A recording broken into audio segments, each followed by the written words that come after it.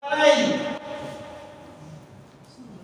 Itu gunanya untuk muhasabah, untuk menghisab, untuk menghitung-hitung. Ya. Bukan seperti itu. Dan pergantian tahun tersebut ya mengambil iktibar pelajaran. Semoga yang lalu kita tinggalkan yang tidak baik-baik, dan yang akan datang kita berhijrah pada baik itu buat begitu. Kaum muslimin dan mulia Allah.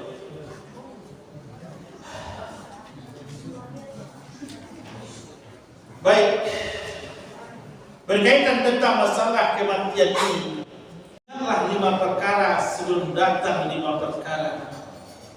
Syababaka qabla haramika, masa mudamu, baik para pemuda, remaja, pelajar-pelajar dan mahasiswa. Sababaka, masa mudamu, qabla haramika, manfaatkanlah sebelum datang masa tuamu. Apa yang berfaedah di masa muda? Ilmu, pengetahuan, baik ilmu agama yang terutama dan ilmu dunia untuk memudahkan dunia kita.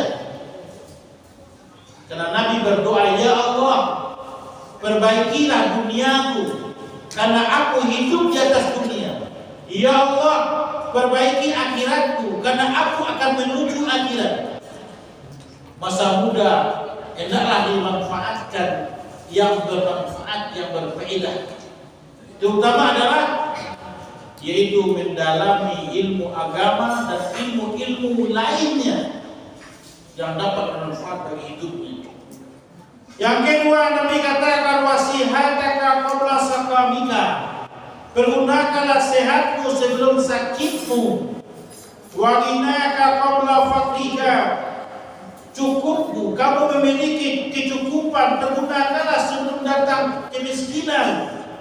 Wa faraghaka qabla syughlika, masa lapang waktumu sebelum datang masa sibukmu. Lapang waktu. Wa hayataka qabla mautika, pergunakanlah hidupmu sebelum datang kematian.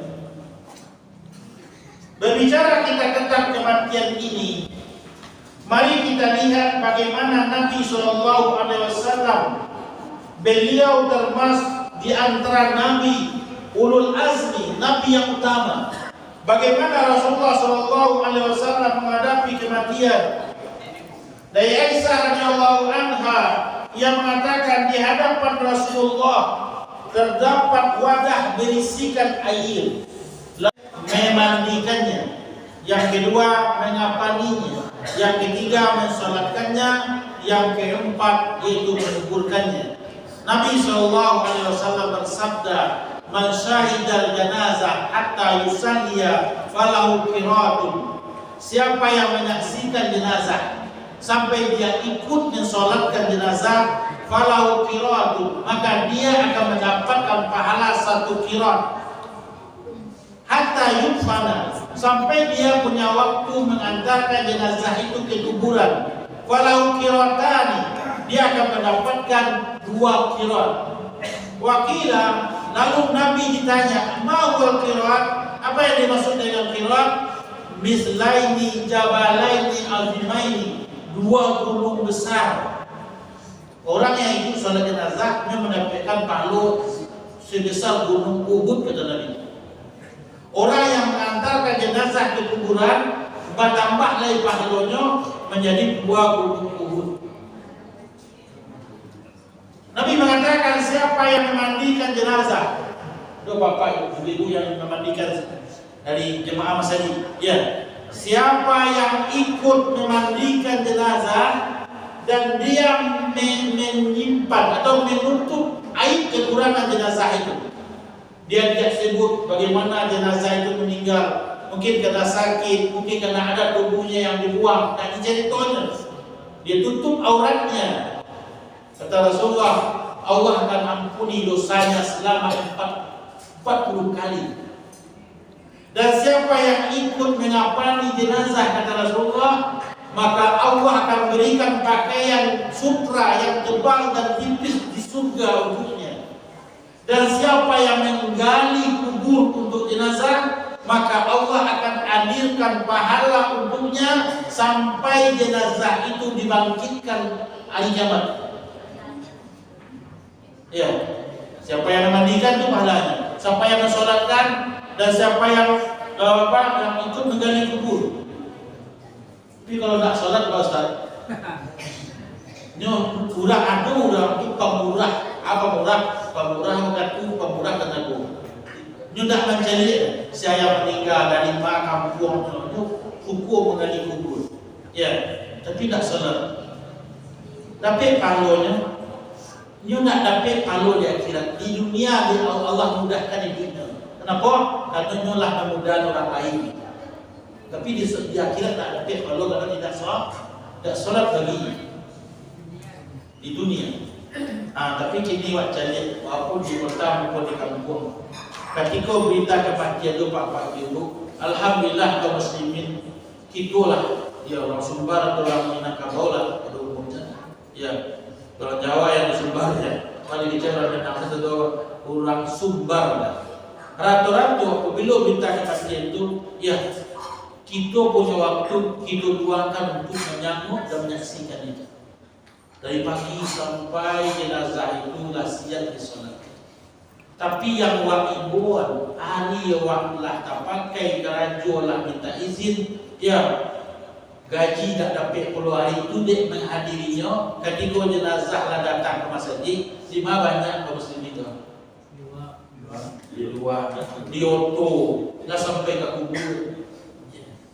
Sedangkan salat jenazah kok Allahu Akbar Al-Fatihah, Allah Akbar selawat kepada Nabi, Allah Akbar Allah maghfirlah warhamhu, ya. Yang pendek aja boleh, yang panjang Allah Akbar, ya, berdoa atau tidak berdoa. Kemudian Assalamualaikum warahmatullahi, Allah berikan pahala semua.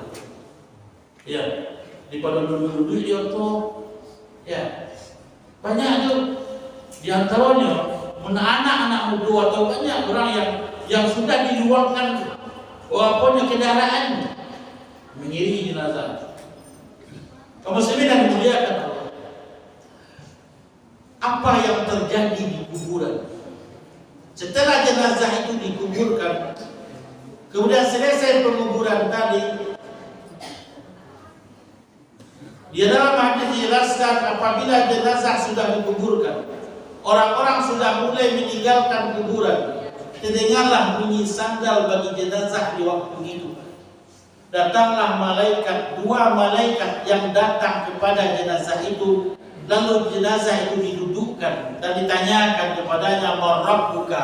Siapa Rabb engkau? "Ma nabiyuka?" Siapa nabimu? "Ma dinuka?" Apa agamamu?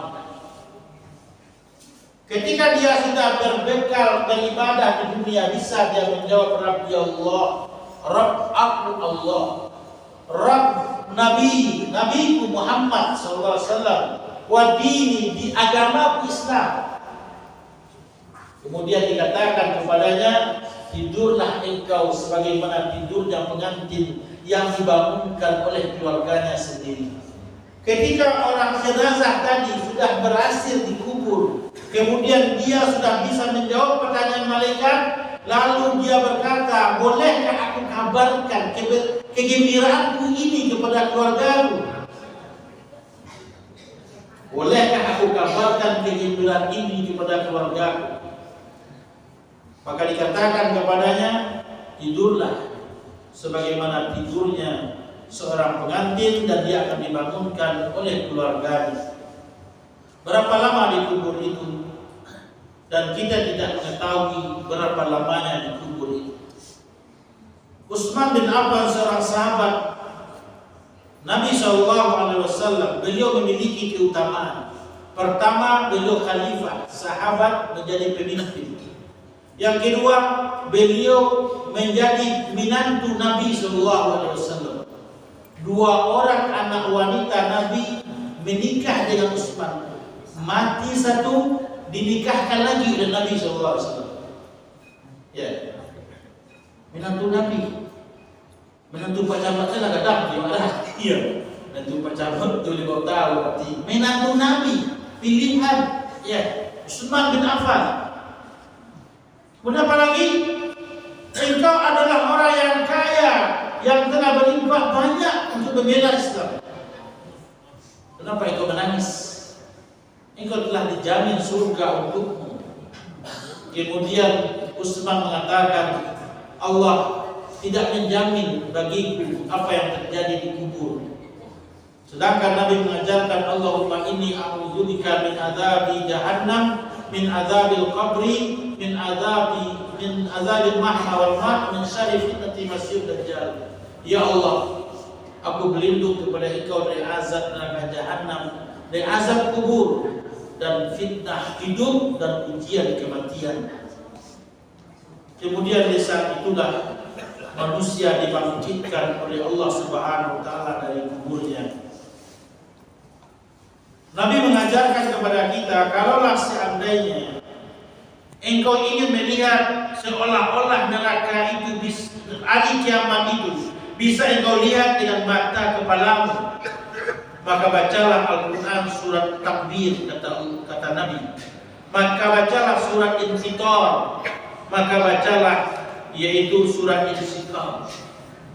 Kita lihat dalam surat Al-Infitar, Allah katakan, idza sama'un fatarat, apabila langit terbelah, wa idzal kawakibun tasarat, apabila bintang-bintang berjatuhan, wa idzal biharu fujirat, dan apabila air laut ditumpahkan, wa idzal quburu bu'sirat, dan apabila kuburan-kuburan itu dibongkar. Artinya apabila datang hari kiamat, kemudian semuanya sudah Allah Subhanahu wa taala hancurkan dan manusia akan dikeluarkan dari kubur-kuburnya. Manusia dikeluarkan dari kuburnya, kata Nabi, tidak berpakaian, tidak berkitab, dan tidak bersandal. Manusia dikeluarkan dari kuburnya seperti nunai, tidak berbaju, tidak berpakaian, tidak berkitab, dan tidak bersandal. Kemudian Aisyah bertanya kepada Nabi SAW, ya Rasulullah, kalaulah seandainya manusia dikeluarkan dari kuburnya tidak berpakaian, bagaimana aurat-aurat di antara mereka akan saling melihat aurat laki-laki dan wanita? Kemudian Nabi mengatakan, pada waktu itu manusia sibuk memikirkan dirinya sendiri. Dah tak pikir itu manusia itu laki-laki, tak pikir nafsi diri sendiri. Bagaimana? Begitu dahsyatnya yaumul qiyamah. Seorang ayah dan ibu akan lari dari anak-anak. Seorang anak-anak akan lari dari ayah dan ibunya. Seorang suami akan meninggalkan istrinya. Kita di kampung ini, kalau ada kampung bang, dia ada kampung dah. Kau ada kampung bang, nak keluarlah, pak keluarlah. Adonya rasuk ingin untuk menyelamatkan keluarga. Tetapi apabila datangnya kiamat dengan gempa yang kuat, maka di saat itu tidak terpikirkan keluarga lain, diri sendiri. Ya. Apabila bumi ini bergoncang dengan sekuat-kuatnya, maka di saat itulah manusia memikirkan dirinya sendiri, dan terjadilah kiamat. Dan kiamat apabila sudah terjadi, maka semuanya meninggal dunia. Dan hari kiamat itu, kata Nabi, terjadi apabila memiliki ciri. Yang pertama, apabila muncul asap, nanti akan bertemu asap, keluar asap di bumi. Yang kedua, akan adanya binatang melata panjangnya 30 meter, punya kuku. Yang ketiga, kata Nabi, akan turunnya Dajjal, seseorang kafir. Dajjal, dia memiliki cirinya, matanya sebelah buta, rambutnya keriting. Kemudian dia bisa pergi ke mana saja, kecuali Makkah, Madinah.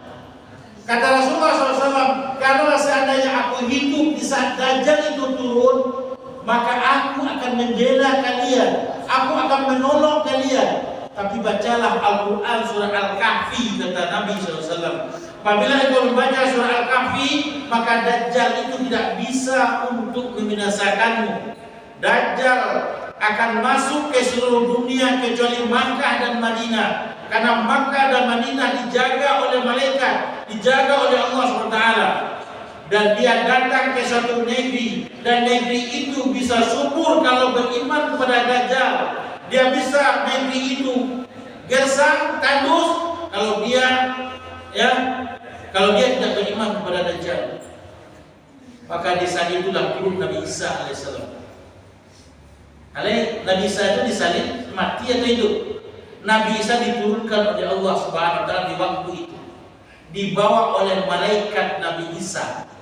Nabi Isa memiliki aroma yang sangat harum. Apabila orang kafir mencium aromanya, maka meninggallah semuanya orang kafir. Dan Nabi Isa mengejar Dajjal itu dan dibunuhnya. Kemudian para sahabat bertanya, berapa hari Dajjal itu di dunia? Lalu Nabi menjawab 40 hari. Satu hari sama dengan 1 tahun. Satu hari waktunya sama dengan 1 bulan. Satu hari waktunya sama dengan sepekan. Satu hari seperti hari-hari kalian. Kemudian sahabat bertanya, kalaulah sehari sama dengan setahun lama waktunya, bagaimana sholat? Bagaimana waktu sholat? Sholat subuh kan jauh, sholat isya kan ada jadwal waktu. Kalau masuk itu bagaimana? Maka Rasulullah mengatakan, perkirakan sajalah waktu sholat. Ya, perkirakanlah waktu sholat. Dan apabila ini sudah terjadi, kemudian apalagi di antara ciri hari kiamat, matahari terbit dari sebelah barat, kata Nabi. Daerah barat akan terbenam sebagiannya, daerah timur akan terbenam, jazirah Arab pun akan terbenam nantinya. Dan ini di antara ciri-ciri yaumul kiamat. Apabila ini terjadi, kemudian Nabi SAW mengatakan, bagaimana aku akan bersenang-senang bergembira, malaikat peniup trompet menghancurkan dunia ini. Trompet itu sudah berada di bibirnya. Dia mendengar, menunggu perintah Allah, mendengar apa yang Allah perintahkan. Kemudian setelah itu tidak ada lagi orang-orang kafir sudah meninggal dunia, orang-orang beriman pun sudah semuanya meninggal dunia disebabkan karena angin yang dingin. Barulah Allah Subhanahu wa taala kiamatkan dunia ini. Kiamat yaitu di saat Allah ciptakan lagi bumi baru, matahari baru, maka manusia akan berada di atas bumi itu. Kata Nabi SAW, manusia berdiri di 2 telapak kakinya menghadap ke langit selama 40 tahun. 40 tahun melihat ke langit menunggu apa yang Allah katakan. Ada di antara manusia yang keringatnya sampai mata kakinya. Ada manusia yang keringatnya sampai lututnya. Ada manusia yang sampai kepada dadanya, dan apa yang sampai memenuhi seluruh kepalanya. Orang-orang yang merugi, orang-orang yang beriman, cerah wajahnya, dan dia dalam keadaan senang di saat itu. Kemudian manusia ini datang berombongan kepada Nabi Adam alaihissalam. Wahai Adam, nenek moyang kami, lihatlah perasaan kami, keadaan kami ini. Mintalah kepada Allah agar disegerakan hari berhisab, menghitung amal baik dan amal buruk. Kata Nabi Adam alaihissalam, gara-gara akulah kalian kedua di surga. Aku dulu diciptakan di surga, aku mendekati larangan Allah, Allah keluarkan dari surga. Aku tidak bisa meminta kepada Allah. Pergilah kalian kepada Nabi Nuh. Datanglah manusia kepada Nabi Nuh. Wahai Nabi Nuh, engkau rasul pertama. Mintalah kepada Allah agar disegerakan hari berhisab. Nabi Nuh mengatakan, tidak ada murka selain murka Allah. Diri sendiri kata Nabi Nuh. Aku dulu pernah berdoa kepada Allah agar Allah binasakan umatku. Itu datangnya banjir. Ya, kiamatnya Nabi Nuh. 950 tahun berdakwah Nabi Nuh alaihissalam, dak berau rakyat namun menerima dakwah beliau, siang dan malam berdakwah. Ya, ketika dakwah disampaikan, mereka tutup mukanya dengan pakaiannya, mereka masukkan jarinya ke telinganya ketika Nabi Nuh mengecek. Ya. Engkau gila Nuh? Apa kata Nabi Nuh? Aku tidak bisa meminta kepada Allah, kesalahanku adalah meminta kepada Allah agar umatku binasa, diberikan oleh Allah bencana, banjir, tsunami. Pergilah kalian kepada kekasih Allah Nabi Ibrahim alaihissalam. Datanglah nanti kepada Nabi Ibrahim. Ya Ibrahim, engkau kekasih Allah, mintalah kepada Allah. Nabi Ibrahim menjawab seperti jawaban Nabi Nuh. Aku pernah bersalah, pernah berbohong dulu. Ketika istrinya Sarah, dia katakan saudarinya, adiknya. Kenapa? Karena raja ingin mengambil Sarah ini. Sarah itu cantik, wanita yang paling cantik di zamannya. Apa buktinya? Nabi Yusuf dari mana keturunannya? Dikaji sejarah lain. Nabi Yusuf alaihissalam, dia ayahnya adalah Yakub. Yakub siapa ayahnya? Nabi Ishak. Nabi Ishak siapa ibunya? Sarah. Ya. Jadi kalau neneknya rancak, tentu cucu rancaklah. Iya.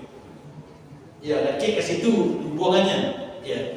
Siapa lagi? Kalau Nabi Muhammad, hubungannya kemana? Nabi Muhammad, Ismail. Nabi Ismail siapa ibunya? Hajar. Ya. Kemudian pergilah kalian kepada Nabi yang langsung berbicara kepada Allah, Nabi Musa. Mengadu kepada Nabi Musa. Nabi Musa menjawab seperti itu. Aku pernah memukul orang tadi meninggal dunia.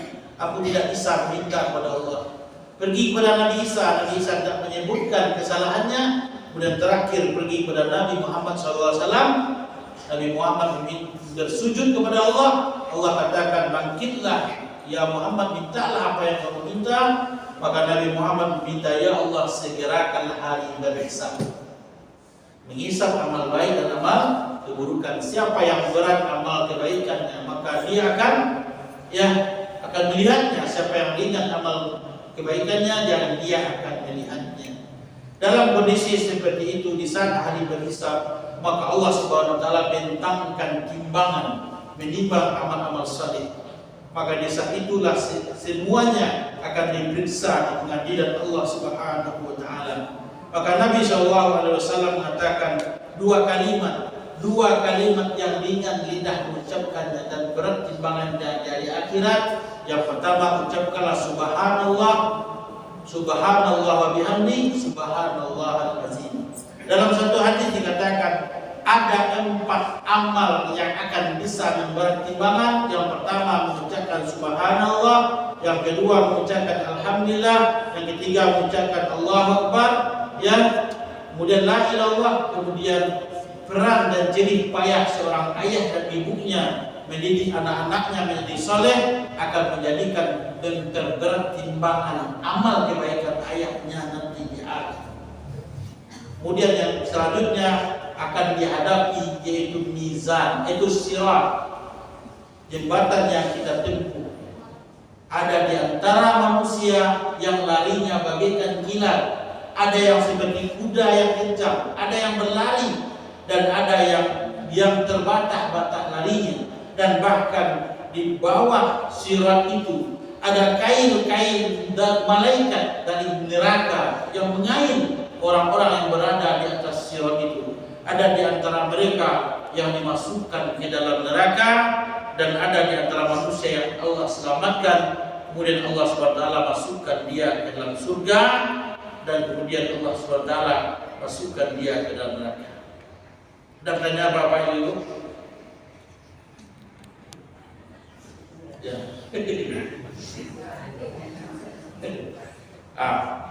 Surga, neraka. Itu jalannya kehidupan kita tadi. Ya. Dari sirat tadi, dari jembatan tadi, ya. Apakah dia akan menuju surga atau menuju neraka? Dalam hadis dijelaskan oleh Nabi SAW, Allah telah tetapkan surga untuknya dan Allah telah tetapkan neraka untuknya. Ditetapkan surga, di antara ciri orang yang Allah tetapkan surga baginya, Allah mudahkan baginya untuk beramal surga.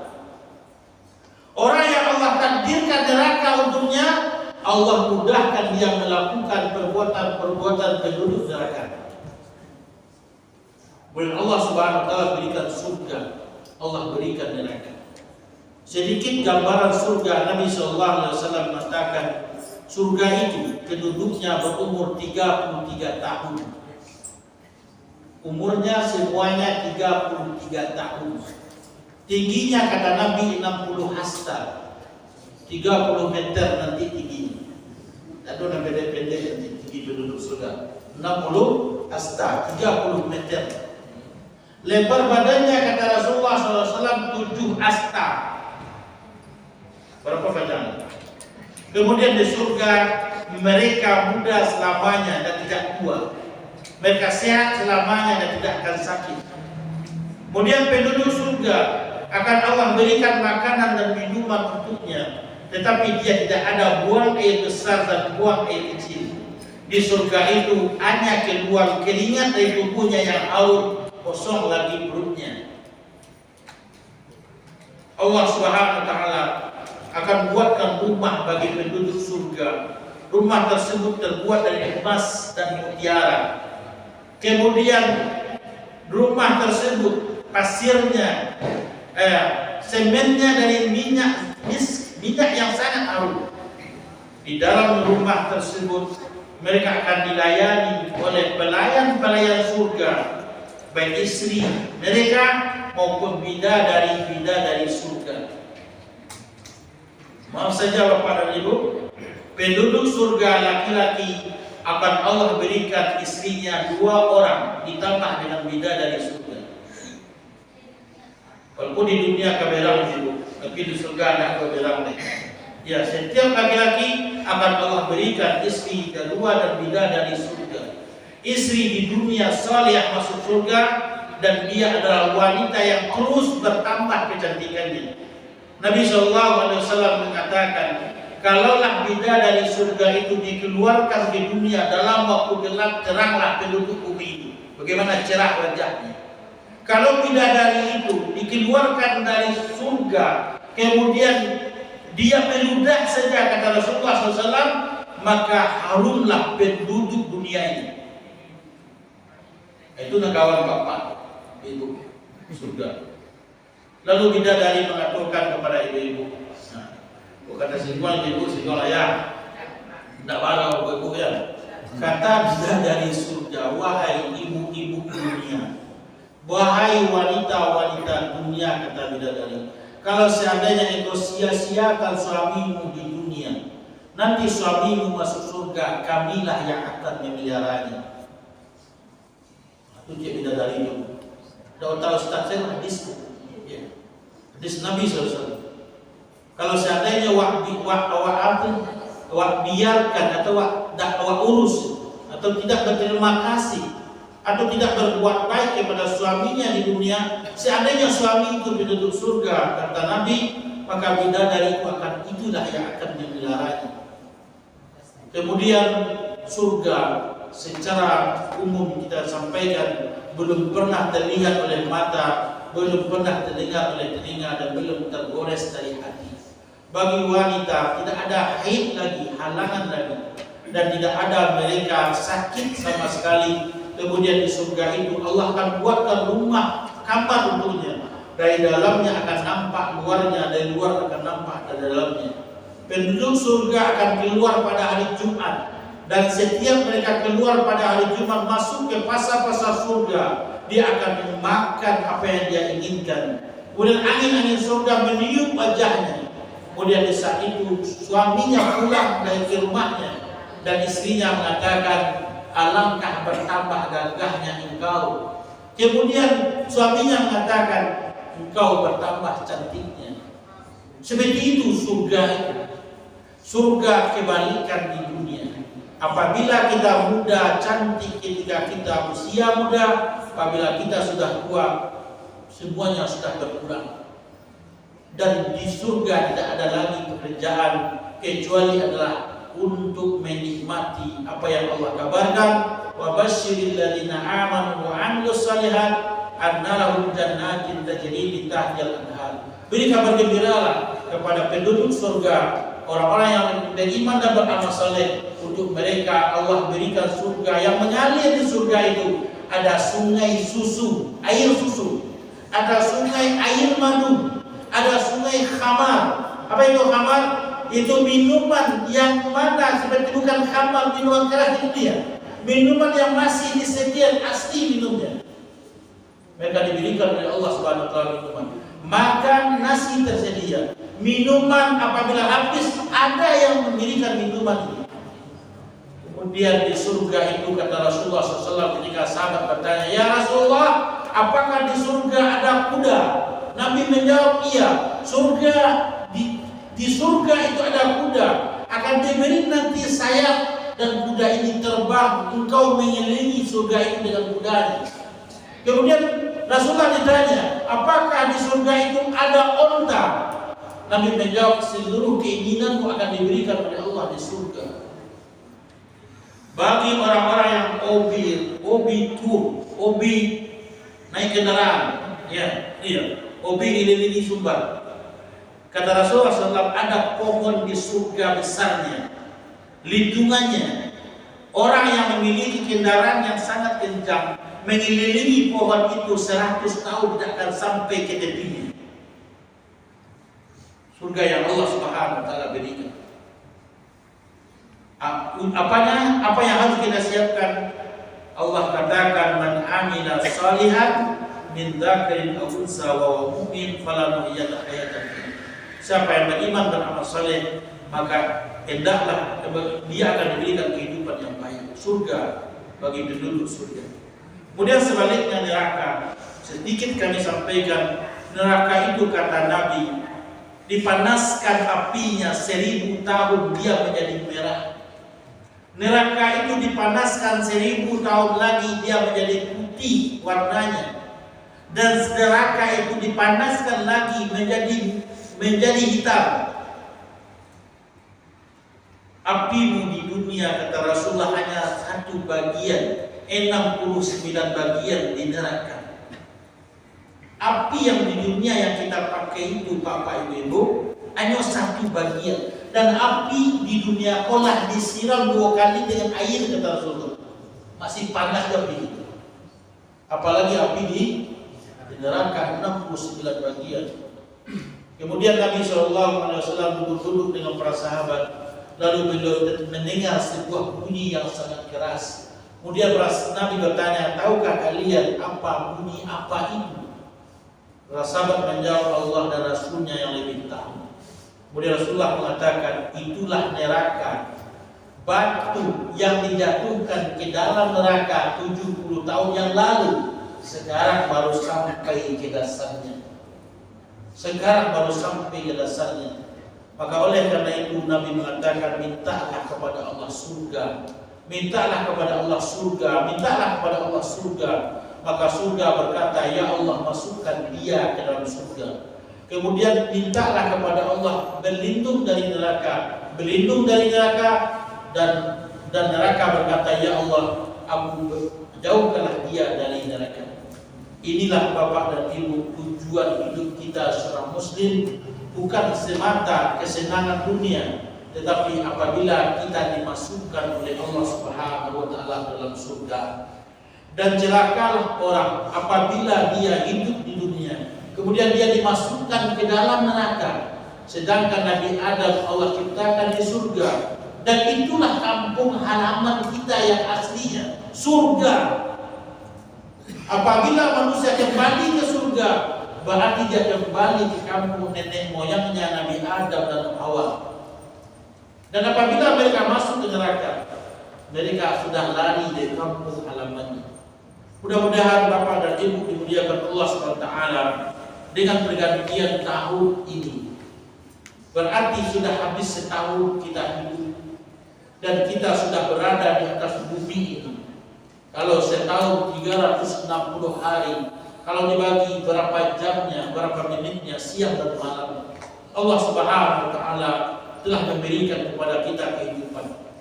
Maka kita berharap kepada Allah agar Allah menerima amal-amal ibadah kita yang lalu dan Allah mengampuni kesalahan-kesalahan kita.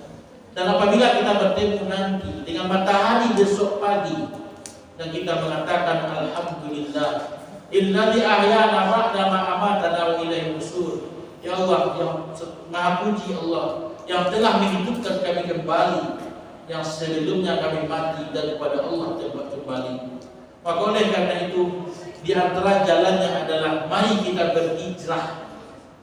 Berhijrah dalam arti berpindah kepada yang lebih baik, lebih tekun dan lebih rajin dan lebih meningkatkan amal-amal kebaikan ini. Dan ingatlah bahwa pergantian tahun tersebut berarti telah berkurang umur kita setahun dan dia tidak akan bertambah. Allah katakan wal asri, demi masa, innal insana lafi khusrin, sesungguhnya manusia seluruhnya merugi, illal ladzina amanu, kecuali orang yang beriman, wa amilus shalihat, dan beramal saleh, wa tawasau bil haq, saling berwasiat di atas kebenaran, wa tawasau bis sabar, dan saling berwasiat di atas kesabaran. Itulah yang dapat kita sampaikan Bapak dan Ibu secara ringkas perjalanan kehidupan dunia sampai ke akhirat, yaitu apabila kita dikumpulkan oleh Allah Subhanahu wa Ta'ala bersama keluarga, suaminya, istrinya dan anak-anaknya di dalam surga Allah Subhanahu wa Ta'ala. Mudah-mudahan bermanfaat dan terima kasih atas waktu dan mohon maaf atas segala kekurangan. Itulah yang dapat kami sampaikan. Mudah-mudahan memberikan kepada kita motivasi untuk fastabiqul khairat, berlomba-lomba di atas kebaikan. Sallallahu alaihi wasallam wa ala alihi washabihi ajma'in. Subhanaka wa bihamdika asyhadu an la ilaha illa anta astaghfiruka wa atubu ilaik. Assalamualaikum warahmatullahi wabarakatuh.